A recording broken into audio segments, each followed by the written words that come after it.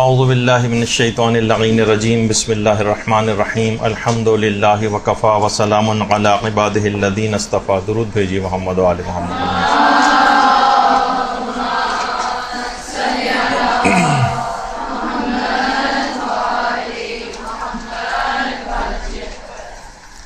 آج 2 یا 3 مسائل ایسے بیان ہوں گے کہ جو کہ بہت زیادہ معاشرے کے اندر سوال و جواب آج کل ان موضوعات پر ہو رہے ہیں. اس میں ایک یہی مسئلہ جو اب سے صرف کچھ دنوں بعد ہی آپ سب لوگ پوچھ رہے ہوتے ہیں کہ آخر جو 22 رجب کو جو کنڈے کیے جاتے ہیں ان کی شرعی حیثیت کیا ہے. بہت زیادہ لوگ آج کل انٹرنیٹ پہ بیٹھنے کی وجہ سے اتنی زیادہ افکار اور دلائل سے ان کا واسطہ پڑ رہا ہے کہ بعض اوقات ان کو سمجھ میں نہیں آتا کہ یہ مختلف قسم کے جو افراد باتیں کر رہے ہیں اس میں صحیح بات کیا ہے. ظاہر ہے کہ مختلف قسم کے جو افراد جو دلائل دیتے ہیں اس میں آپ کو صحیح بات انہی کی ماننا ہے کہ جو کہ ہمارے علماء اور مجتہدین کا جو نظریہ ہے وہ اس سلسلے میں کیا کہتے ہیں.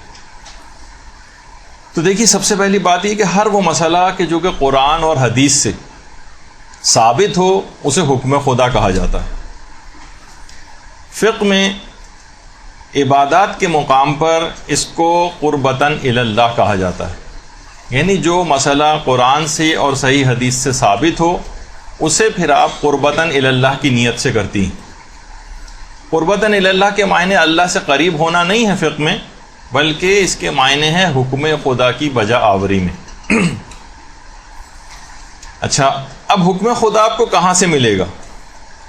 یا تو قرآن سے ملے گا یا صحیح حدیث سے ملے گا. یہ بات سمجھ لیجئے کیونکہ اس سے بہت سارے مسئلے آپ لوگوں کے حل ہو جائیں گے.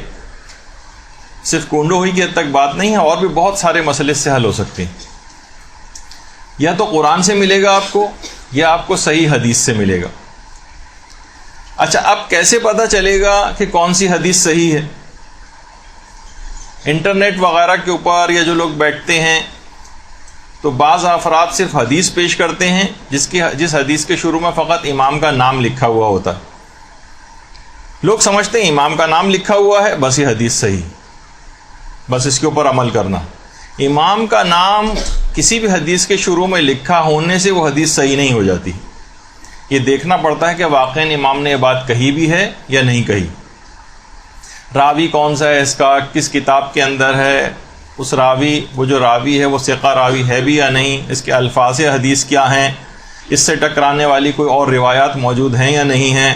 اس حدیث کا قرآن سے تو کوئی ٹکراؤ نہیں پایا جاتا ہے. علماء نے اس سلسلے میں کیا دلائل جو ہے وہ پیش کیے ہیں، اس حدیث کے الفاظ کا صحیح مفہوم کیا ہے. یہ سب چیزیں کیا کوئی عام آدمی چیک کر سکتا ہے حدیث کی؟ ہرگز نہیں چیک کر سکتا. اور جو یہ چیک کرتا ہے، جو پروسیس اس کی چیکنگ کا کہلاتا ہے، اسے اجتہاد کہا جاتا ہے. یعنی کوئی مجتہد ہی ان احادیث کو سمجھ سکتا ہے کہ ان کا مفہوم کیا ہے، ان کی شرعی حیثیت کیا ہے. اچھا، آج کل ایک بڑا المیہ یہ ہو گیا ہے کہ لوگ دین میں واقعتاً جو پڑھے لکھے ہیں یعنی مجتہد افراد، ان کے اجتہاد کا انکار کر رہے ہیں اور جاہلوں کی تحقیق کے اوپر بھروسہ کرنے لگے. یعنی جو جاہل افراد اجتہاد کر رہے ہیں، بس کوئی بھی حدیث 3 4 5 حدیث کتابوں کے ریفرنس کے ساتھ دے دی، بس اس کو آتھینٹسٹی اس کی سمجھی جاتی ہے. اور علماء اور جو مراجع ہیں ہمارے، ان کے اجتہاد کو چھوڑ دیا جاتا ہے. تو بہرحال اب ایک اور مسئلہ جو ہوا جس کی وجہ سے بہت مصلحت شناس جو ہمارے علماء تھے، انہوں نے اس بات کو پسند نہیں کیا تھا، خاص طور پر فقہی مسائل کی جو روایات کی حدیثوں کی جو کتابیں ہیں ان کے اردو تراجم کو. کہا کہ بہتر تو یہی تھا کہ ان کے اردو ترجمے نہ کیے جاتے یہاں کے جاہل معاشرے کی وجہ سے، ورنہ تو کتنی بھی زبانوں کے اندر احادیث کے ترجمے ہو جائیں، لیکن جو فقہی مسائل کی کتابیں ہیں ان کی تراجم جو ہیں اردو زبان کے اندر یہاں پر پسندیدہ شمار نہیں کیے گئے، کیونکہ جاہل معاشرہ بغیر کسی تفصیل میں جائے وہ صرف حدیثوں کو لیتا ہے اور بس اس کے اوپر عمل جو ہے وہ شروع کر دیتا ہے. یا یہ اس کو سوچتا ہے کہ یہ بات مجتہد کا فتویٰ اس کے برخلاف بھی اگر نظر آتا ہے. جب یہ بہت سارے سازشی عناصر نے لوگوں کو مجتہدین سے برگشتہ کرنے کے لیے باقاعدہ انٹرنیٹ پہ پوسٹ لگانی شروع کر دی. یہ دیکھیے کہ امام نے مثلاً حرام قرار دیا ہے مور کو اور جو ہے شتر مرغ کو مثلاً، اور آغا سیستانی ہے ان کے نزدیک شتر مرغ اور مور جو ہے وہ بالکل حلال ہے. اس کا مطلب ہے کہ یہ لوگ امام معصوم کے خلاف جو ہے وہ فتاوے دیتے ہیں. اب اس کی اتنی دقیق بحثیں ہیں کہ یہ چیز جانور کیسے حلال کیے جاتے ہیں، کیسے حرام سمجھے جاتے ہیں، کسی ایک حدیث کو دیکھ کر تو فیصلہ نہیں ہوتا ہے. تو یہ مسئلہ اس کے اندر بہت زیادہ شد و مت کے ساتھ آیا کہ مجتہد کی ساری زندگی کی جو زحمتیں ہیں وہ اسی بات پر ہوتی ہیں کہ وہ حدیثوں کی پرکھ رکھتا ہے، کون سی حدیث صحیح ہے، کون سی حدیث غلط ہے، اس کے پیچھے دلائل کیا ہیں، امام کی نے جو حدیث کہی ہے اس کے الفاظ کیا ہیں. لیکن کون ہے ایسا جو ان کے دلائل کو جا کر سنے، نہ پڑھتا ہے نہ اس میں کوئی صلاحیت ہے. مجتہدین اگر دلائل کو نقل بھی کریں تب بھی صلاحیت نہیں کہ آپ ان کی دلیلوں کو سمجھ سکیں. مثلا خود آغا سیستانی سے اس متعلق پوچھا بھی گیا اور کہا کہ مور جب حدیث کے اندر حرام قرار دیا گیا ہے تو پھر آپ نے حلال کس بنا پر کہا؟ تو انہوں نے کہا کہ مجتہد ظاہر ہے کہ جو مفہوم ہے خلاصے جو فتوے کا ان کے کہ جو استدلال ہوتے ہیں یہ حکم شریعت جن سے نکالا جاتا ہے یا قرآن سے، سنت سے، اجماع سے، کہ جس میں امام معصوم بھی شامل ہوتے ہیں، اور عقل وغیرہ سے نکالے جاتے ہیں. اور یہ کام فقط ایک مجتہد ہی کر سکتا ہے. عام عوام جو ہے اس کے اندر یہ صلاحیت نہیں، حتیٰ کہ بعض صاحبان علم کے اندر یہ صلاحیت نہیں ہے کہ وہ استنباط کر سکیں ان تمام چیزوں سے. تو بہرحال مجتہد کا کام ہے، عام افراد کے بس کی بات نہیں ہے. لیکن عام طور پر ہم یہ دیکھتے ہیں کہ عام افراد ہی اس کے اندر جو ہے وہ زیادہ کود پڑے ہیں اور ان احادیث کو باقاعدہ مجتہدین کے فتاوے کے خلاف پیش کر کر کے، جبکہ معلوم بھی نہیں ان کو کہ مجتہد درس خارج کے اندر کیسے اپنے دلائل کو ثابت کرتا ہے، ان سے ٹکرانے والی کتنی احادیث وغیرہ کو پیش کرتا ہے. دیکھیں احادیث کے سلسلے میں ہمارے جو لوگ ہیں ان کے تین گروہ ہیں. تین گروہ. ایک تو عام مومنین کا گروہ، عام مومنین. اس میں کچھ تو مومنین سادہ ہیں، بہت سادہ، بس حدیث دیکھی اور اس کو پکڑ لیا. اور کچھ باقاعدہ سازشی عناصر اس کے اندر آ گئے. عام افراد کیا کرتے ہیں کہ ہر حدیث کو پکڑ لیتے ہیں جہاں پہ امام کا نام لکھا بغیر کسی تحقیق کے، مثلا کہہ دیا کہ دیکھیے جب حدیث کے اندر یہ آیا کہ امام نے فرما دیا کہ چھپکلی کو مار کر نہانا واجب ہے، تو اس کا مطلب ہے کہ جب امام نے کہہ دیا تو اب اس میں غسل کرنا چاہیے چھپکلی کو مارنے کے بعد. کتنے ایسے افراد ہیں جو حدیث کی کتاب پڑھی اور اس کے اوپر عمل کرنا شروع کر دیا. ایک تو یہ گروہ ہے کہ اب میں آپ کو وہ بتا رہا ہوں کہ حدیثوں کے سلسلے میں ہوتا کیا ہے. ایک تو عوامی گروہ ہے، دوسرا جو گروہ ہے وہ وہابی فکر کے افراد کا ایک گروہ پیدا ہو گیا. وہ کہتے ہیں کہ جو قرآن اور حدیث میں ہم کو نظر نہ آئے وہ بالکل ایسے ہی ہے جیسے حرام.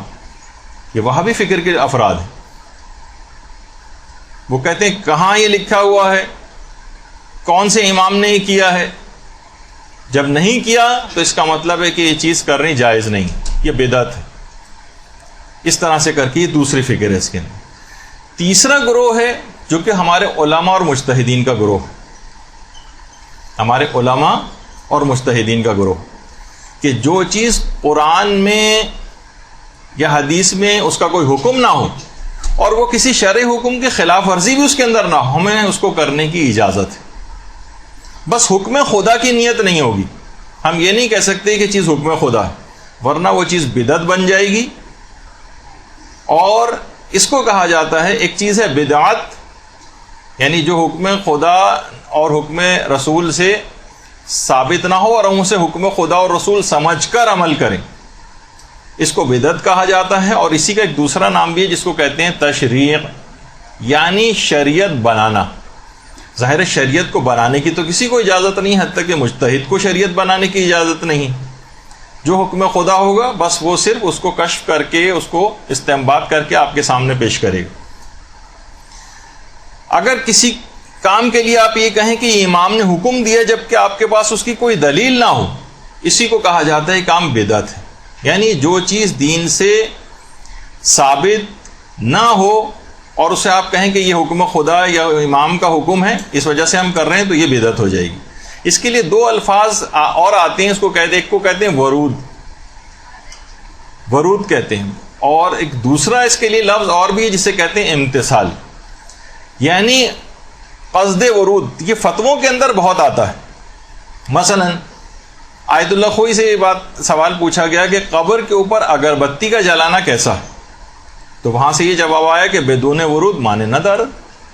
اگر آپ ورود کہتے ہیں کہ یہ چیز احادیث کے اندر وارد ہوئی ہے، یہ حکم امام کی طرف سے ہے، یہ حکم اللہ کی طرف سے ہے، یہ رسول نے حکم دیا ہے، جبکہ وہ موجود نہ ہو، لیکن اگر یہ والی نیت نہ ہو اور ہم کہیں کہ بھائی ٹھیک ہے کہ قرآن و حدیث کے اندر قبر کے اوپر اگربتی جلانے کا حکم نہیں آیا ہے، لیکن ہمارا دل چاہ رہا ہے، ہمیں اچھا لگتا ہے، خوشبو اس سے آتی ہے، ہم جب قبرستان جاتے ہیں اپنے مردے کی قبر پہ سے خوشبو اٹھتے دیکھتے ہیں تو ہمیں اچھا محسوس ہوتا ہے. تو اس کے اندر شریعت یہ کہتی ہے کہ اگر ورود کا قصد نہ ہو تو کوئی حرج نہیں، کرنے کی اجازت ہے بالکل. تو اس لحاظ سے یہ جو احادیث کا جو مسئلہ ہوتا ہے نا، جیسے ابھی ہم نے کہا کہ لوگوں کے 3 گروہ ہو جاتے ہیں. ایک تو وہ جو حدیث کو لے کر بیٹھ جاتا ہے اور بغیر سوچے سمجھے اور استنباط کرنے لگتا ہے. وہ آ کر آپ کے سامنے کہے گا، عام آدمی، کہ بھائی آپ کہہ رہے ہیں کہ سید جو ہے وہ غیر سید سے عام صدقات وغیرہ لے سکتا ہے، سوائے صرف صدقہ واجب نہیں لے سکتا یا توہین والا صدقہ نہیں لے سکتا، لیکن عام صدقات لے سکتا ہے. جبکہ شام میں حضرت زینب سلام اللہ علیہا نے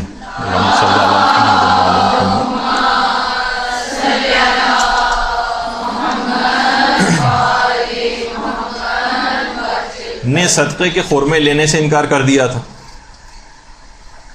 تو وہ آپ کے سامنے یہ واقعات کھول کے پیش کر دے گا. ذرا آپ اور سامنے آتے جائیں تاکہ آپ کو اس پہ اسکرین نظر آئے.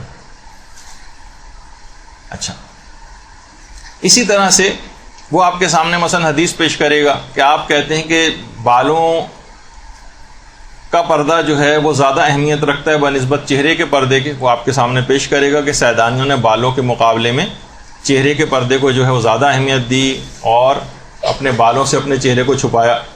تو اس طرح سے وہ آپ کے سامنے حدیثیں پیش کریں گے. ان سب کے بہت جوابات ہیں علمی اور فقہی طور پر، لیکن بہرحال ابھی ہمارا جانے کا اس میں وقت نہیں ہے. تو وہ دیگر دلائل اس کے سامنے نہیں ہوتے، اور جو بھی چیز سامنے ہوتی ہے بس اس کے اوپر وہ فیصلہ کر لیتے ہیں. یہ عام لوگ ہیں. اچھا، دوسرا گروہ جو وہابی فکر افراد کا ہے، ان کے ساتھ کیا ہوتا ہے؟ یہ بہت سارے افراد ایسے ہیں کہ جو ان سے متاثر ہو جاتے ہیں کہ جو چیز بھی قرآن و حدیث میں نہ ملے اس کو حرام سمجھو، یا تاثر ایسا دیتے ہیں کہ جیسے یہ حرام ہے. اچھا، یہ گروہ بھی غلطی کے اوپر ہے، لیکن یہ گروہ پہلے گروہ کی زیادتیوں کی وجہ سے بھی پیدا ہوا ہے. بعض تو اس کے اندر یقینی طور پر سازش کے تحت داخل ہوئے ہیں، لیکن بعض سودا لو افراد جب وہ یہ دیکھتے ہیں کہ پہلا گروہ جو ہے وہ ہر چیز کو حکم خدا اور رسول و امام سمجھ کر عمل کرتا چلا جا رہا ہے، تو پھر وہ ایک اصول بناتے ہیں کہ جو بھی حکم خدا اور رسول سے ثابت نہ ہو وہ سب چیزیں حرام ہیں. یہ دونوں گروہ غلطی کے اوپر ہے. تیسرا گروہ ہے جو ہمارے علماء اور مجتہدین کا گروہ ہے اور صالح عقیدہ رکھنے والے مومنین کا گروہ ہے، کہ جو چیز بھی رسول و امام کی حدیث سے ثابت نہ ہو، بس وہ شریعت سے اگر متصادم نہ ہو تو نہ صرف یہ کہ اس کو کر سکتے ہیں، بس صرف شرط یہ ہے کہ آپ یہ سمجھ کر نہ کریں کہ اس کو رسول اور امام نے اس کا حکم دیا. مثلا یہی جس کی تفصیل ابھی آگے چل کر آئے گی، 22 رجب کے کنڈے. اگر آپ یہ کہیں کہ امام نے حکم دیا ہے کہ 22 رجب کے دن تم لوگ کنڈوں کی مثلا نیاز کرو، تو آپ نے اگر واقعی آپ حکم خدا، حکم رسول یا حکم امام سمجھ کر اس کام کو کریں گے تو یہ بدعت ہو جائے گی. آپ پہلے گروہ کے اندر چلے گئے کہ جو کہ ہر چیز کو جو بھی سامنے اس کے نظر آتی ہے اسے حکم خدا اور رسول امام قرار دیتا ہے. اچھا، اگر آپ کہیں کہ نہیں، کیونکہ 22 رجب کے کنڈوں کا حکم قرآن و حدیث کے اندر نہیں ہے، اس وجہ سے یہ کرنا صحیح نہیں ہے، کرنا جائز نہیں ہے، یہ بدعت ہے، آپ دوسرے گروہ میں چلے گئے جو وہابی فکر کے افراد کا گروہ. اور اگر آپ کہیں کہ ٹھیک ہے کہ رسول و امام نے حکم نہیں دیا لیکن ہمارا دل چاہ رہا ہے، بہت سے نیک کام اس رسم کے ذریعے انجام پاتے ہیں جن کی آگے چل کر بھی تفصیل جو ہے وہ آنے والی ہے، تو ہم اس نیت سے اگر اس کام کو کریں کہ ٹھیک ہے خدا اور رسول نے حکم براہ راست نام لے کر کنڈوں کا اس طرح سے نہیں دیا کہ مخصوص معین تاریخ پر اس قسم کی نیاز کی جائے، لیکن اس کے اندر بہت ساری نیکیاں اور ثواب کے کام ہو جاتے ہیں، اس وجہ سے ہم نے ایک دن مقرر کر لیا اور اس دن ہم اس طرح سے نیاز دلواتے ہیں، مومنین کو بلاتے ہیں. تو اس کا آپ تیسرے گروہ میں چلے جائیں گے جو ہمارے علماء اور مجتہدین کا گروہ ہے، جو کہتے ہیں کہ اس کو کرنے میں کوئی حرج نہیں ہے، اور کیونکہ آپ نے امام سے اس کی نسبت بھی نہیں دی ہے. نہ آپ پہلے گروہ میں جائیے، نہ آپ دوسرے گروہ میں جائیے، بلکہ علماء اور مجتہدین کا جو گروہ ہے اس کے اندر آپ قصد ورود نہ کریں، اور نیاز اس انداز سے کریں تو اس کے اندر کوئی حرج نہیں۔ اب مسئلہ سارا یہ ہے کہ عمل آپ کے سامنے باقی رہ گیا ہے، نیت دماغوں سے نکل گئی کہ اصل نیت کیا کرنا ہے، کون سی نیت کرنا ہے کنڈے کرتے وقت، فقط عمل ہمارے سامنے رہا۔ اچھا، جو شروع میں جس انداز سے ابتداً یہ نیتیں رائج ہوں گی کہ بھائی کیا، تو وقت گزرنے کے ساتھ ساتھ لوگوں کے دماغ سے اصل نیت چلی گئی، تو نتیجہ یہ ہوا کہ مخالفین کو یہ کہنے کا موقع مل گیا کہ دیکھیے کہاں، اچھا اس پہ ایک اصول بھی انہوں نے بنا لیا کہ جو چیز بھی ثابت نہیں ہے امام سے، رسول سے، آپ کہیں گے وہ سب چیز، تو بہت سارے وہابی حضرات نے جیسے کہنا شروع کر دیا کہ کب آپ کے کسی امام نے کہا ہے کہ مثلا جلوس کے اندر مثلا آپ ذوالجناح نکالیں، مثلا کسی امام نے کہا ہے کہ جو ہے وہ آپ علم جو ہے اس طرح سے بنا کر چلیں جلوسوں کے اندر، کسی بھی جگہ جب یہ نہیں کہا ہے تو پھر آپ جو بھی اس انداز سے چیزیں کر رہے ہیں سب کی سب بدعت ہیں، اور یہ جائز نہیں، کیونکہ کسی بھی جگہ ان کو نہیں کہا گیا۔ تو کتنے ہی مسائل دیکھیے رسالے عملیہ کے اندر ایسے آتے ہیں جس کے اندر لکھا ہوتا ہے کہ اس عمل کو رجائے مطلوبیت کی نیت سے کیا جا سکتا ہے، رجائے مطلوبیت، امید ثواب میں۔ ٹھیک ہے، وہ چیز قرآن و حدیث سے اتنی زیادہ ثابت نہیں ہے، لیکن پھر بھی اس کے اندر ایک رجحان شرعی پایا جاتا ہے، یعنی آپ اس کام کو کر لیں امید ثواب میں، بس نیت یہ نہ کریں کہ اس کا خدا اور رسول نے حکم دیا۔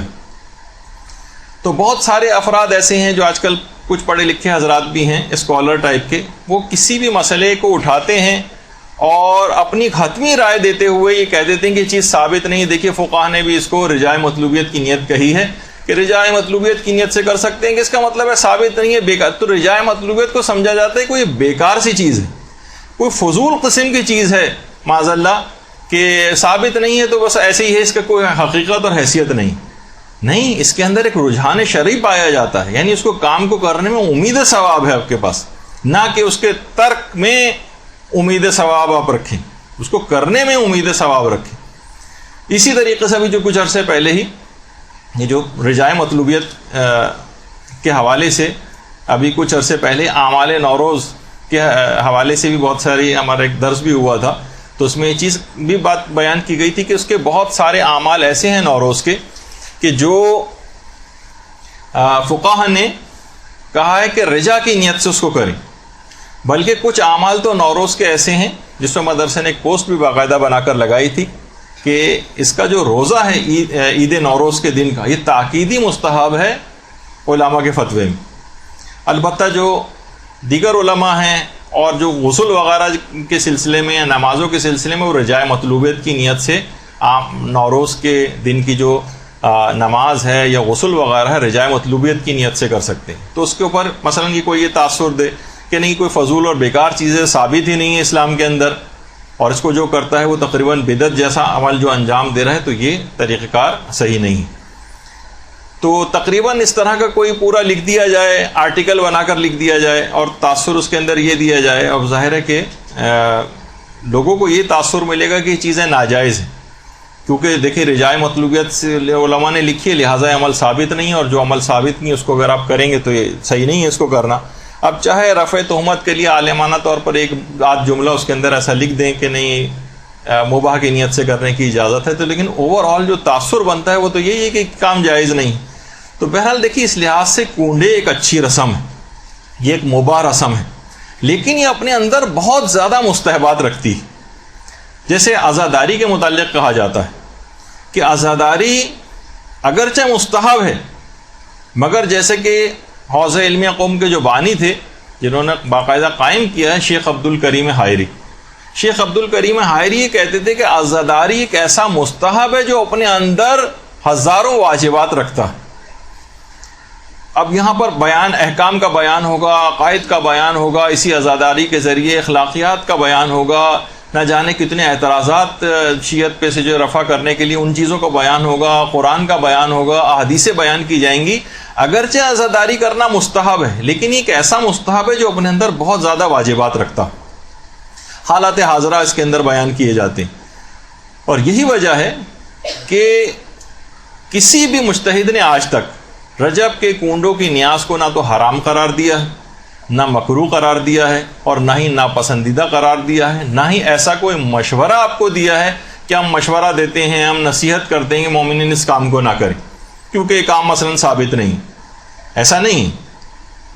تو اگر کوئی برادر مومن اس نیت سے اس کو انجام دیتا ہے کہ باقاعدہ امام صادق نے اس کا کوئی اللہم صلی علی محمد و علی محمد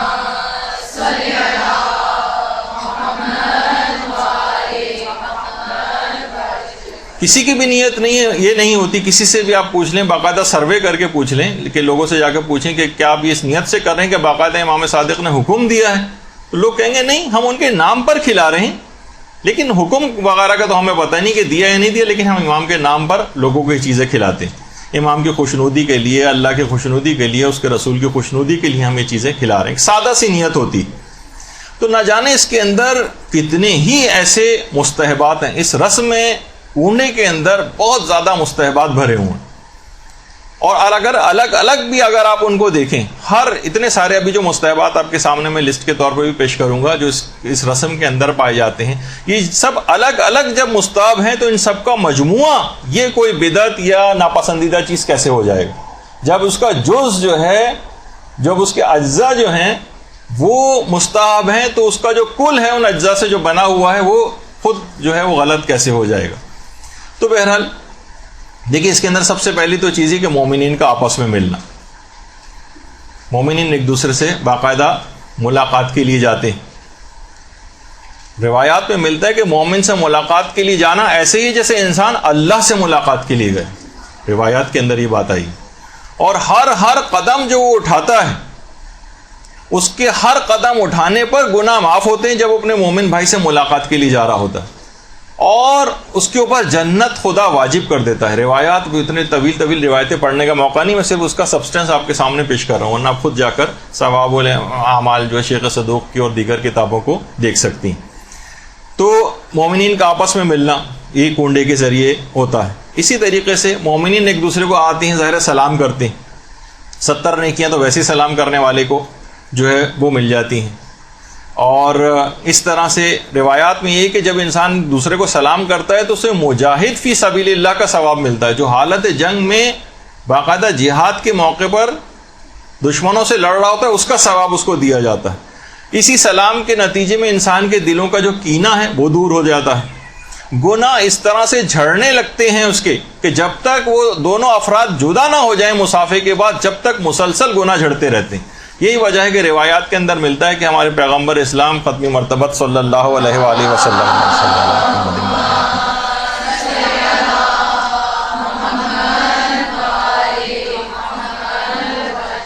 پیغمبر اسلام اس وقت تک مصافحے کے بعد اپنا ہاتھ اس وقت تک نہیں ہٹاتے تھے جب تک کہ دوسرا شخص اپنے ہاتھ کو نہیں کھینچ لیتا تھا. یعنی جس وقت تک وہ مصافحہ کرتے رہتے ہیں مسلسل ان کے گناہ جو ہے وہ جھڑتے رہتے ہیں. ہماری تعلیم کے لیے پیغمبر اس طرح سے کیا کرتے تھے. تو مصافحے کے اعتبار سے بھی یہی بات ہے کہ مومنین آپس میں ایک تو سلام کرتے ہیں, اس کے بعد مصافحہ کرتے ہیں. مصافحے کے اندر بھی آپ نے دیکھا کہ دلوں سے کینہ دور ہو رہا ہے, اور جو ہے وہ اتنا زیادہ جو ہے ثواب اس کے جو ہے وہ دیے جا رہے ہیں. اسی طریقے سے اچھا مصافحے انسان واقعی دلوں کا کینہ سے دور ہوتا ہے. روایتوں کے اندر جب یہ بات بیان کی گئی, البتہ وہ سیاسی قسم کا مصافحہ نہ ہو جس کے اندر کچھ اور طرح کا دل میں خیالات ہوتے ہیں اور آپ بظاہر ہاتھ ملایا جا رہا ہوتا ہے. اچھا پھر اس کے بعد جو اگلا جو اس کے اندر مستحب ہے کہ مومنین کا آپس میں معانقہ کرنا اور گلے ملنا. دیکھیے اچھا جب وہ جاتے ہیں تو معانقہ ہوتا ہے, اور بہت سے عالم حضرات کہتے ہیں کہ جب کنڈے کھا کے واپس آ رہے ہوتے ہیں تو پھر مباتنہ ہوتا ہے, پیٹ اتنا پھول چکا ہوتا ہے کھانا کھانے کے بعد, پھر گلے ملنے کے بجائے پیٹ آپس میں ملتے ہیں ان کے. تو بہرحال اب یہ ہے کہ یہ خود روایات کے اندر یہ بات آئی ہے کہ مومنین کا آپس میں گلے ملنا, اس سے بھی جتنی دیر وہ گلے ملتے ہیں اتنی دیر مسلسل ان کے گناہ جھڑتے رہتے ہیں. تو اس کے اندر یہ والی چیز بھی ہوتی ہے عام طور پر جب کنڈوں میں جاتے ہیں کسی کے ہاں, تو اس طرح سے. اسی طرح سے پھر مومنین کا کھانا کھلانا, کسی بھی مومن کو کھانا کھلانا, روایت میں یہ بات آئی ہے کہ ایک مومن کو بھی اگر انسان کھانا کھلاتا ہے تو اس کا ثواب اتنا ہے کہ جیسے 1,00,000 لوگوں کو کھانا کھلانے کے برابر. تو کتنے لوگ کنڈوں کی اس رسم کے اندر آتے ہیں کھانا کھا کر جاتے ہیں. اور ایک روایت میں یہ بھی ہے کسی مومن کو کھانا کھلانے کا ثواب ایسے ہی ہے جیسے تمام انبیاء، پیغمبر اور تمام صدیقین کو اس نے کھانا کھلایا.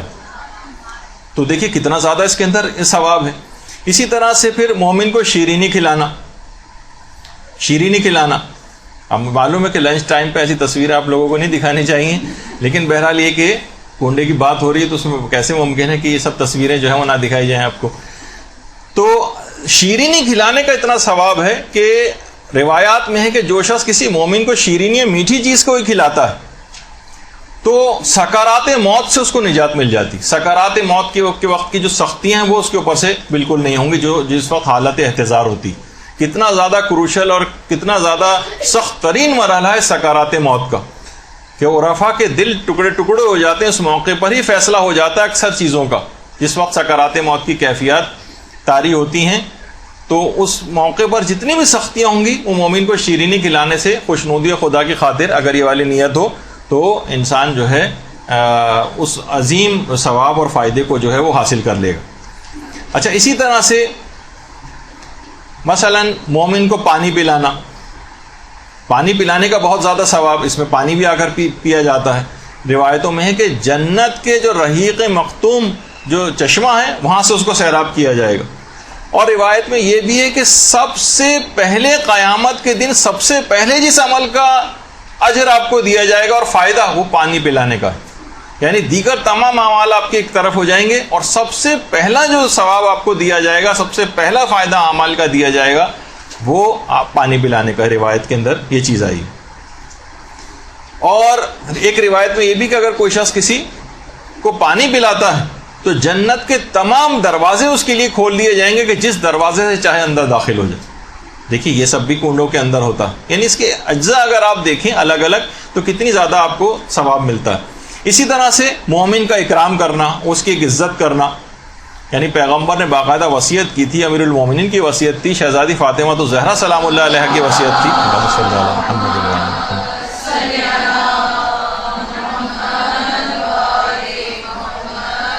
کہ باقاعدہ مہمان کا اکرام کرنے کے لیے الگ سے وصیتیں کی. آپ خود دیکھتی ہیں جب جاتی ہیں باقاعدہ حرم ائمہ میں، وہاں پر باقاعدہ جو مہمان ان کے پاس آتے ہیں ان کے اکرام کے لیے الگ سے ضیافت کا اہتمام ہوتا ہے. یہ سب کچھ امام کی طرف سے آج تک ہو رہا ہے، کیونکہ مہمان کا اکرام کہ امام کے بارگاہ میں آئے ہوں، یہ کیسے ممکن ہے کہ ان کے آئے ہوئے مہمان کا اکرام نہ کیا جائے. تو مہمان کا اکرام، ملائکہ مسلسل اس کے گھر پر رحمتوں کی بارش کرتے رہتے ہیں جب تک کہ وہ مہمان وہاں سے چلے نہیں جاتے. مسلسل رحمتوں کی بارش، گھر میں بے انتہا برکت ہوتی ہے مہمانوں کے آنے سے. روایت میں ملتا نہیں کہ امیر المومنین ایک غمگین ہو جاتے تھے، اور ایک دفعہ لوگوں نے دیکھا کہ امیر المومنین بہت غمگین ہے تو کہنے لگے 7 دن ہو گئے ہیں، افسوس کر رہے تھے کہ 7 دن ہو گئے اور کوئی مہمان میرے گھر پہ نہیں آئے. تو آپ یہ دیکھیں کہ مہمان کا اکرام، جب بھی کنڈوں میں کوئی مہمان آتا ہے اس کا اکرام کیا جاتا ہے اور اس انداز سے اس کی خاطر مدارت ہوتی. اس کے اندر خود صلہ رحمی ہوتی. کتنے رشتہ داروں کو جو ہے بلایا جاتا ہے. روایتوں میں ہے کہ اگر کوئی رشتہ داری نبھانے کے لیے صلہ رحمی اگر کسی سے کرتا ہے، ملاقات کے لیے جاتا ہے مثلا، تو 100 شہیدوں کا ثواب اس کو دیا جاتا ہے. عمر اس کی بڑھ جاتی ہے، مال میں اس کے برکت آ جاتی ہے، موت کی سختی اس کو کم کر دی جاتی ہے. اور ہر قدم جو آپ اپنے رشتہ دار سے ملاقات کے لیے اٹھاتی ہیں اس کے گھر جانے کے لیے، ہر قدم پہ 40,000 نیکیاں آپ کو ملتی ہیں. ہر قدم پر 40,000 گناہ آپ کے معاف ہوتے ہیں اور ہر قدم پہ 40,000 درجات آپ کے بلند ہوتے ہیں. صلہ رحمی، رشتہ داروں کے اس انداز سے جو بھی تقاریب اس کے اندر ہوتی ہیں اس میں جانا، اور حساب و کتاب کا مرحلہ جو عالم آخرت میں وہ بھی بہت آسان ہو جاتا ہے اس صلہ رحمی کے نتیجے. اچھا، اسی طرح سے اس میں ایک اور بھی چیز ہوتی ہے کہ بہرحال صلہ رحمی کا ایک تو یہ فائدہ ہے، دوسرا یہ کہ دلوں کے کینے اور کدورتیں دور ہوتی ہیں. کتنے ایسے رشتہ دار ہیں کہ جو بظاہر آپس میں ان کے تعلقات کشیدہ ہو رہے ہوتے ہیں، لیکن جب کبھی ایسا موقع ہوتا ہے تو ایسے رشتہ داروں کو عام طور پہ بلا لیا جاتا ہے فون کر کے. وہ آ جاتے ہیں اور آپس کی رنجشیں دور ہو جاتی ہیں، وہ آ جاتے ہیں اور آپس کے دلوں کے کینے دور ہو جاتے ہیں، اور اس طرح سے میل جول پھر شروع ہو جاتا ہے. یہ چیزیں ساری پروڈکٹیو ہیں، ان سے فائدہ اٹھانا چاہیے. آپ کے پاس اگر ایسی رسمیں موجود ہیں، بیرونی دنیا، مغربی دنیا، یہ لوگ ترستے ہیں تمام اس لحاظ سے چیزوں کو کہ اتنی برکتیں جو اس کے اندر یہاں پر ہوتی ہیں، ان رسومات کے اندر کتنے زیادہ اس میں فائدے ہیں آپ کے، کتنے زیادہ ثواب آپ کو اس کے اندر ملتا ہے جو بزرگوں نے اس انداز سے سیٹ کر دی. تو بہرحال دلوں کے اس لحاظ سے کدورتیں دور ہوتی ہیں، کینے ان لوگوں کے دور ہونے لگتے ہیں۔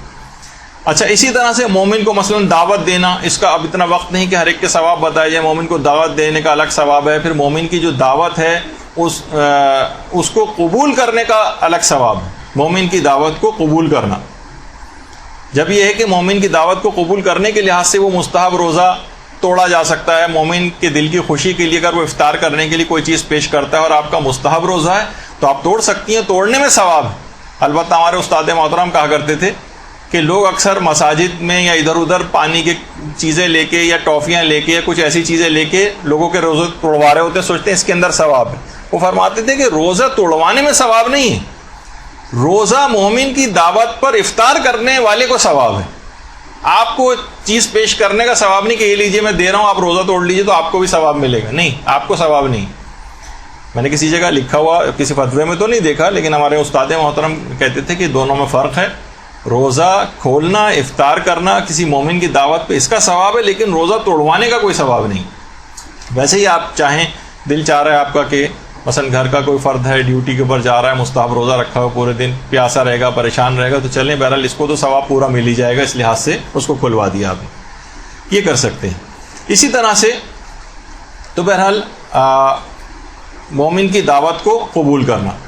پھر اس کے بعد ہے مومن کے دل کو خوش کرنا۔ اس کی بھی بے پناہ روایتیں، کسی کے گھر جاتے ہیں وہ مومن بھی خوش ہوتا ہے، آپ بھی جس کے گھر جاتے ہیں آپ کو بھی خوشی ہوتی ہے، اس مومن کو بھی خوشی ہوتی ہے۔ روایت کے اندر یہ ہے کہ جب کسی مومن کے دل میں کوئی خوشی پیدا کرتا ہے تو خدا اس خوشی سے ایک فرشتے کو پیدا کر دیتا ہے جو اس کی طرف سے عبادات کرنا شروع کر دیتا ہے، اور وہ یہاں تک کہ وہ فرشتہ پھر ہٹتا نہیں، یہاں تک کہ مومن کے انتقال کے وقت اس کی قبر میں آ جاتا ہے اور اس کے مونس بن جاتا ہے، وہاں پر اس کا دل بہلائے گا وہ، اور اس کے بعد پھر روز قیامت میں اس کا شفیع بن جائے گا، اسے عذاب آنے لگیں گے تو ان کو برطرف کروائے گا، یہاں تک کہ جنت میں بھی اس کی رہنمائی کے لیے موجود ہوگا۔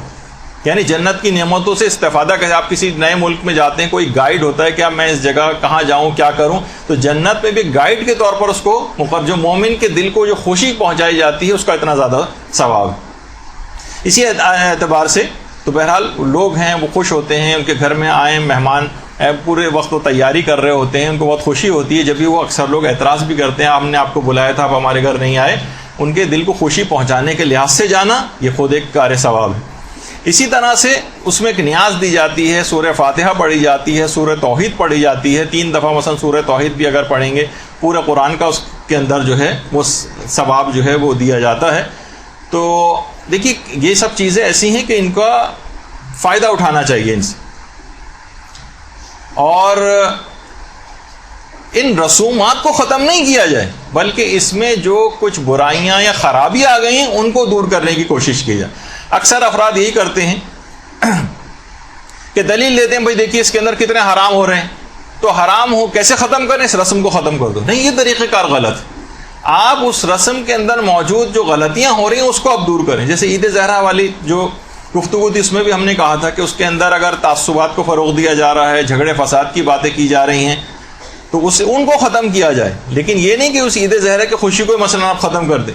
اسی طریقے سے اگر کنڈوں میں بے پردگی ہو رہی ہے تو آپ اس بے پردگی کو ختم کیجیے۔ کنڈوں میں مثلا مکس گیدرنگ ہو رہی ہے، آپ اس مکس گیدرنگ کو ختم کرنے کی کوشش کریں، یا اس میں کچھ اسراف، بے جا اسراف ہو رہا ہے، شو شاہ والی نیت لوگوں کی زیادہ اگر ہو رہی ہے تو ان کی نیت کی اصلاح کرنے کی کوشش کیجیے۔ یعنی ان رسومات کے اندر موجود جو خرافات یا اس طرح کی چیزیں آ گئی ہیں اس کے خلاف کام کرنا چاہیے، نہ کہ ان رسومات کو ختم کر دینے کے پیچھے لگ جائیں جن کے بہت زیادہ فائدے ہیں۔ مثلا کسی شادی بیاہ میں آج کل کتنی زیادہ خرافات اور حرام چیزیں ہو رہی ہیں، لیکن ہم یہ نہیں کہیں گے کہ شادی بیاہ کی رسموں کو ختم کر دیا جائے یا وہ تقریب شادی نہ ہو، بس کہیں بھی جا کے کورٹ میرج مثلا کی طرح کا ایک ہو جائے، 2 آدمی جا کے نکاح کر کے لے آئیں، کیونکہ اس میں نہیں، آپ ان جو چیزیں ایسی رسمیں ہو رہی ہیں اس کے اندر اس کو آپ کو روکنے کی کوشش کرنی چاہیے۔ نیتوں کی اصلاح کروائیں، تحریر و تقریر کا زیادہ زور لوگوں کی نیتوں کی اصلاح کے اوپر ہو، نہ صرف یہ کہ ہم پورا ایک ثابت کریں اس کو ایسا کہ یہ کام کرنے جائز نہیں ہے اور پھر ایک آدھ لائن لکھ دیں کہ بہرحال چلیں مباح تو ہے لیکن لوگوں کو اس کا جو ہے خیال کرنا چاہیے۔ تو آپ دیکھیے کہ لوگوں کی ایک بہت بڑی اکثریت ان رسومات کی وجہ سے دین سے اٹیچ ہوئی ہوئی۔ دیکھیے اس کے اندر جو ایک راز کی بات ہے، جو ایک اہم بات ہے، لوگ جس کو نظر انداز کر دیتے ہیں کہ ان رسومات کے ذریعے ہی لوگ دین کی بہت بڑی تعداد ان رسومات کے ذریعے دین سے اٹیچڈ ہے۔ اگر آپ ان رسومات کو ختم کر دیں، کتنے اہتمام لوگ اپنے گھروں کے اندر کرتے ہیں، ایک ماحول گھر کے اندر ایک مذہبی ٹائپ کا جو ہے وہ ہو جاتا ہے. ان کی ایک اکثریت لوگوں کی دین سے اٹیچ ہے. ہمارے ساتھ یہ کہ ہم نے ان تقریبات سے فائدہ نہیں اٹھایا. اب آپ دیکھیے کہ مثلا اگر وہاں پر ایران کے اندر کوئی اس طرح کی کوئی تقریب منعقد ہوتی ہے تو وہاں پر بہت سی جگہوں کے اوپر لوگوں نے یہ رائج کیا ہوا کہ مثلا کوئی زیارت، جو بھی وہاں لوگ آئیں گے سب زیارت پڑھیں گے، مثلا کوئی بھی چیز مثلا ان کو دے دی جائے، کوئی دعا سب لوگ وہاں پر اجتماعی طور پر مل کے پڑھیں. اس تقریب یا ہمارے یہاں اب تک یہ نہیں ہے، لوگ آتے ہیں بیٹھتے ہیں کھانا کھاتے ہیں اور چلے جاتے ہیں. اس میں اگر کوئی چیز ایسی رائج کر دی جائے آپس میں کہ کوئی ایسی کوئی چیز سب مل کر دعا پڑھیں گے، کسی کچھ تھوڑا بہت قرآن کوئی ایک سورہ کہ کم سے کم یا جو بھی ہو کم سے کم کوئی ایک آدمی نعرہ لگا دے کہ مرحومین کے لیے مثلا ایک دفعہ سورہ فاتحہ، 3 دفعہ سورہ اخلاص، یا مثلا کوئی اور اس طرح کی چیز، کوئی ایسی دعا کوئی چیز ایسی ان چیزوں کے اندر رائج کر دی جائے، اس تقریب جو منعقد وہاں پر ہو رہی ہے اس سے کچھ فائدہ اٹھا لیا جائے. تو دیکھیے ہر وہ رسم جن رسومات سے دین کو کوئی خطرہ نہیں ہے انہیں رائج رکھنا چاہیے، انہیں رائج رہنا چاہیے. یہ وہابی فکر ورنہ بن جاتی ہے کہ جب کسی امام نے کسی کام کو نہیں کیا ہے تو ہمیں اس کام کو نہیں کرنا چاہیے. اور دیکھیے ہمیں کوئی حرام چیز اس سے حلال نہیں کرنی ہے، لیکن جو حلال مباح اور جائز چیزیں ہیں بلکہ مستحبات سے بھرپور چیزیں ان کو سب کر سکتے ہیں اور انہیں جاری رہنا چاہیے. دیکھیے آپ محرموں کے اندر دیکھتی ہیں، اگر آپ ہر چیز کے اوپر وہی والی فکر لے آئیں کہ امام نے کب حکم دیا اور امام نے کب ایسا کیا، تو مثلا آپ سے پوچھا جائے گا کہ مثلا آج جتنے بھی عزا خانے یا گھروں کے اندر ہیں لوگ تمام دیواروں کے اوپر سیاہ چادریں لگوا دیتے ہیں. یہ کس امام نے کہا ہے کہ دیواروں پر سیاہ چادر لگوائی جائے؟ تو کیا اس کو ہم معذاللہ بدعت کہنے لگیں گے؟ کب کہا جائے امام نے کہا ہے کہ دیواروں پر بینرز لگائے جائیں اور پینا فلیکس بنا کر لگائے جائیں؟ کب کہا ہے کہ مثلا مجالس کے باہر سبیلیں لگنی چاہیے؟ یہ سب چیزیں بھی ثابت ہیں، لیکن اس لحاظ سے کہ الگ سے کوئی حکم کے طور پر آپ کہیں اس وجہ سے ان چیزوں کو بدعت قرار دے دیں. کب مثلا اماموں نے کہا ہے کہ جو علم لے کے جو ہے وہ جلوسوں کے اندر مثلا چلا جائے؟ کب انہوں نے کہا ہے کہ جناب دائرے میں کھڑے ہو کر جو ہے وہ ماتم کیا جائے؟ تو کیا ہم ان سب کو، اگر یہی والی دلیل ہے تو ان سب کو بھی پھر آپ حرام قرار دے دیجیے؟ نہیں، ہم یہ کہیں گے یہ سب چیزیں جائز اور مباح ہیں اور بہت اچھی رسومات ہیں اور ایک انداز ہے یہ تمام چیزیں غم منانے کا، خوشیاں منانے کا، شریعت کے کسی اصول سے متصادم بھی نہیں ہیں، تو لہٰذا ان کو جاری رکھنا چاہیے. تو ورنہ آپ دیکھتی ہیں کہ مثلا مومن کا منہ میٹھا کرانا یہ خود کتنا کار ثواب ہے کہ باقاعدہ علامہ مجلسی نے اپنی کتاب حلیۃ المتقین میں امام جعفر صادق علیہ الصلوۃ والسلام صلی اللہ علیہ وسلم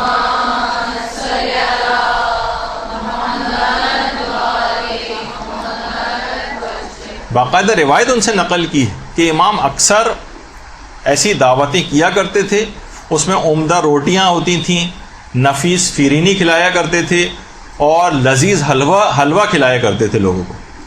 اور امام فرماتے تھے خدا جب ہمیں فراخی عطا کرتا ہے تو ہم بھی فراخ دلی سے لوگوں کو کھلاتے ہیں، اور جب کم میسر ہوتا ہے تو اس میں ہم بھی کفایت کرتے ہیں، بس جتنا ہوتا ہے اتنا کھلا دیتے ہیں. تو اسی طرح سے یہ جو کہا جاتا ہے نا کہ دسترخوان امام حسن علیہ الصلوۃ والسلام، اللہم صلی علی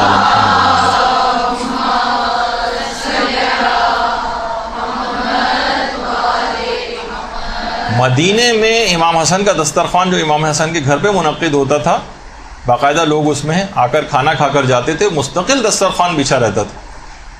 یہ جو تصویر آپ کے سامنے میں، اس میں ایک تو سیدھے ہاتھ کی طرف کچھ پلر نما کھڑے ہوئے ہیں چیزیں، اس میں الٹی طرف جو پلر ہیں الٹے ہاتھ کی طرف، کہا جاتا ہے کہ اس کے قریب ہی امام حسن علیہ السلام کا گھر تھا، وہ جگہ کہ جہاں پر امام حسن رہا کرتے تھے، اور اسی جگہ پر وہ دسترخوان وغیرہ بھی لگا کرتا تھا کہ جو کہ جن کی یاد یہاں پر منائی جاتی. تو اس لحاظ سے یہ تمام چیزیں، اب بتائیے مومنین نے اگر اس سنت کو زندہ کیا ہوا ہے کہ امام کے ہاں ایسا دسترخوان ہوتا تھا، امام کی یاد میں ایسا دسترخوان کوئی قائم کر رہے ہیں اور ایک نیاز امام حسن کی دلوا رہے ہیں، تو اس کو فوراً آپ یہ کہنا شروع کر دیں کب یہ ثابت ہے، بتائیے کون سی روایت کے اندر آیا ہے کہ امام حسن نے ایسا حکم دیا ہو.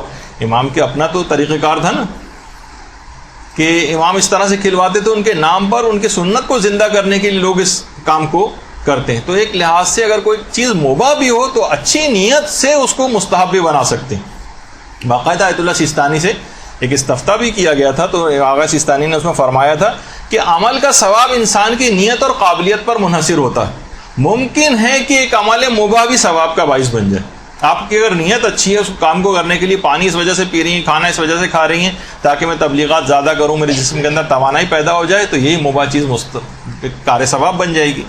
تو یہ آپ کی اپنی صلاحیت کے اوپر ہے کہ آپ مباح چیزوں کو کیسے مستحبات کے اندر تبدیل کر لیتے ہیں. یہ بھی کار ثواب کی چیزیں بن جاتی ہیں. تو مباح چیزوں کو بھی تبدیل کیا جا سکتا ہے.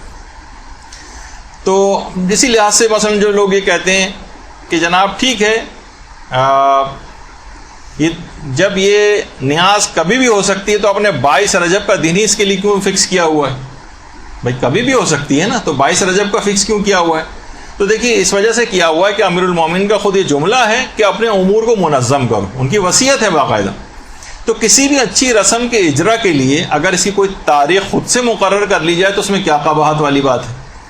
دیکھیے محرم کتنا ایام اعضاء کتنے طویل چلتے ہیں محرم میں، لیکن ابتدائی جو 10 دن ہیں عاشورہ ہے، 10 دن کے بعد کیا آپ کا کوئی غم کم ہو جاتا ہے؟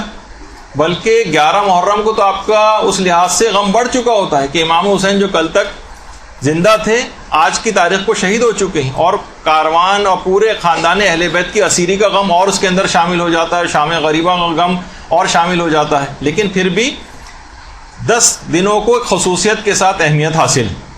اسی طریقے سے مثلا ایام فاطمیہ جو منائے جاتے ہیں، 6 دن آپ ایام فاطمیہ مناتے ہیں، ایام فاطمیہ اول اور دوم کے نام سے، یعنی جمادی الاول کے 3 دن ہیں اور 3 دن جمادی الثانی کے منائے جاتے ہیں. 13، 14، 15 ایام فاطمیہ اول ہیں، 13، 14، 15 جمادی الاول کے 3 دن، اور اس کے بعد 3، 4 اور 5 جمادی الثانی یا ایام فاطمیہ دوم جنہیں کہا جاتا ہے. کیا کسی روایت کے اندر یہ آیا ہے کہ ایام فاطمیہ 6 دن کے لیے منائے جائیں؟ نہیں، علماء نے خود طے کر لیا اس کو کہ ایک منظم کرنے کے لیے کہ باقاعدہ طور پر شہزادی کے مظالم کو اور ان کے غم کو تازہ کرنے کے لیے ان 6 دنوں کو فکس کر لیے. تو آپ یہ کہیں کہ نہیں ایام فاطمہ کے لیے قرآن اور حدیث کی کوئی دلیل دکھائیے کہ 6 دن ہی ایام فاطمہ منائے جائیں، تو یہ آپ کی غلط فہمی ہوگی، غلطی ہوگی. اور دیکھیے ایک اور بھی بات علماء نے لکھی کہ بعض اوقات بعض دشمنان اہل بیت کی موت کی خوشی میں بھی مومنین نے کچھ رسومات کو جاری کیا، لیکن اگر اسی دن جس دن وہ دشمن اہل بیت مثلا مرا ہو اسی دن اگر خوشی منائیں گے تو شیعت تو دیکھیے ہمیشہ سے تعصبات کا آج تک شکار چلی آ رہی ہے. 14 سال سے کتنی قتل و غارت گری نہیں کی گئی ہے، تقیہ کے ادوار مستقل چل رہے ہیں اور ابھی تک جاری و ساری ہے. تو اس میں اگر اس دن سے ہٹ کر کوئی دن مقرر کر لیا جائے تاکہ ہم اپنی خوشی بھی منا لیں اور ہم پر یہ الزام بھی نہ لگے کہ مثلا کوئی جو کہ فتنہ و فساد کا باعث ہو جائے. تو علماء نے ایک رجحان یہ ظاہر کی کہ بہت سی تاریخیں ایسی ہیں جو آگے پیچھے کر دی گئی ہیں، وہ اب تاریخ کے اندر اتنا محفوظ نہیں ہو سکی، لیکن ہو سکتا ہے کہ ان کے پیچھے یہی بات ہو کہ ان دشمنان اہل بیت کی موت کی خوشی کی وجہ سے ان تاریخوں کو آگے پیچھے کیا گیا. تو بہرحال اسی طریقے سے جو کہا جاتا ہے کہ جناب 22 جمادی الثانی ہے، اس میں امام حسن علیہ السلام کی جو نظر وغیرہ دلوائی جاتی ہے، تو اس کے لیے الگ سے کوئی حکم نہیں ہے، لیکن ان کی یاد میں اور ان کے امور کو منظم کرنے کے لیے اپنے ایک دن مقرر کر دینا ایک بہت بہتر عمل ہے، اس میں کوئی قباحت نہیں ہے. اور البتہ لوگوں کی بہرحال معلومات کے لیے، لوگوں کی نیت کی اصلاح کے لیے صاحبان علم کو صحیح اور حقیقی نیتیں یہ لوگوں کو بتاتے رہنا چاہیے. تو دیکھیے یہ جو دسترخوان امام حسن کا بھی جو تذکرہ ہوا کہ باقاعدہ مدینے میں امام حسن علیہ السلام کے دسترخوان پہ ایک دفعہ ایک شخص آیا مہمان بن کر. امام نے دیکھا کہ وہ ایک لقمہ کھا رہا ہے اور ایک لقمہ بچا کر اپنے پاس رکھ لیتا. تو امام نے کہا یہ شخص کیا تو صاحب عیال ہے؟ یعنی ایسا تو نہیں کہ تو اپنے گھر والے تیرے بھوکے ہیں تو ان کو کھلانے کے لیے اپنے پاس بچا بچا کے لے جانا چاہ رہا ہے. اس نے کہا نہیں مولا، میں نے مسجد کے باہر ایک شخص کو سوکھی روٹی کھاتے دیکھا ہے، چاہتا ہوں کہ میں اس کی مدد کروں. امام حسن تڑپ گئے اور کہا ہے بھائی وہ میرے بابا علی مرتضیٰ علیہ الصلوۃ والسلام. اللہم صلی علی محمد وعلی محمد.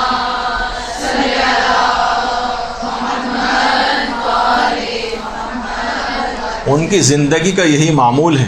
ہم اہل بیت جو دنیا کو کھلاتے ہیں وہ کچھ اور ہوتا ہے، اور جس پر ہم خود زندگی گزارتے ہیں وہ کچھ اور ہوتا ہے. ہمارے لیے نعمتوں کا دسترخوان پروردگار عالم نے آخرت میں بچھایا. تو بہرحال یہ خاص نیت کے لحاظ سے اس رسم کے حوالے سے کچھ باتیں عرض کرنا تھی. البتہ جو لوگ اس میں کچھ سوالات پوچھتے ہیں، چند ایک دو چار باتیں، وہ کوئی فقہی مسئلے تو ظاہر ہے نہیں ہے، لیکن لوگ پھر بھی اس لحاظ سے پوچھتے ہیں اس کو کہ مثلاً کیا بہت سی جگہوں کے اوپر ہے کہ نیاز فقط جو ہے وہ مرد کھا سکتے ہیں، حضرت زہرا کی نیاز جس پہ دلائی جائے وہ مثلاً فقط عورتیں کھا سکتی ہیں. ایسا شریعت کے اندر کوئی مسئلہ نہیں ہے. کسی کے لیے بھی کوئی نظر و نیاز دلوائی جائے وہ سب کھا سکتے ہیں، یہ کوئی فقہی مسئلہ نہیں. پھر ایک سوال پوچھا جاتا ہے کہ ایام یہ عورتوں کے جو مخصوص ایام ہوتے ہیں اس میں عورتیں کیا اس قسم کی نظر بنا سکتی ہیں، پکا سکتی ہیں؟ تو جواب ہے کہ جی ہاں پکا سکتی ہیں. کیا وہ ایسی نظر کھا سکتی ہیں ان مخصوص ایام میں؟ جی ہاں کھا بھی سکتی ہیں. کیا کسی غیر شیعہ کو یہ نظر کھلائی جا سکتی ہے، غیر مومن کو؟ تو جواب ہے کہ جی ہاں کھلائی جا سکتی ہے. ایک جگہ سے اٹھا کر اس کنڈے کو کسی دوسری جگہ لے جایا جا سکتا ہے؟ جی ہاں لے جایا جا سکتا ہے. پلیٹوں میں اگر کچھ تھوڑا بہت سالن یا اس طرح کی نیاز والی چیزیں بچ جائیں جو کہ پھینکنے کے عام طور پر قابل ہوتی ہیں، اس کو رکھا نہیں جاتا، کہ ان کو پھینک سکتے ہیں؟ جی ہاں پھینک سکتے ہیں. تو بہت ساری چیزیں ایسی کہ جس میں ایسا کوئی فقہی مسئلہ نہیں ہے، لیکن ہم نے اس کو اس انداز سے سمجھ لیا ہے کہ گویا جیسے کہ کوئی فقہی مسئلہ ہو. تو بہرحال یہ ایک بات ہماری مکمل ہوئی کہ ایک مسئلہ کہ کنڈوں کی جو شرعی حیثیت ہے وہ ایک بہترین رسم ہے، اس کو جاری رکھنا چاہیے. اس میں جو نیتوں کی جو اصلاح ہے اس کی آپ لوگوں کی نیتوں کی اصلاح کر دیں اگر کوئی حکم امام سمجھ کے کر رہا ہے، اور اس کے اندر بہتری لانے کے لیے اس میں کوئی ایسی چیزیں کا ایڈیشن کر دیں کہ یہ اور زیادہ پروڈکٹیو یہ والی رسم ہو جائے اور اسلام کی تبلیغ کے لیے اس کو مزید کارآمد بنایا جا سکے. برحمتک یا ارحم الراحمین وصلی اللہ علی محمد وآلہ الطاہرین.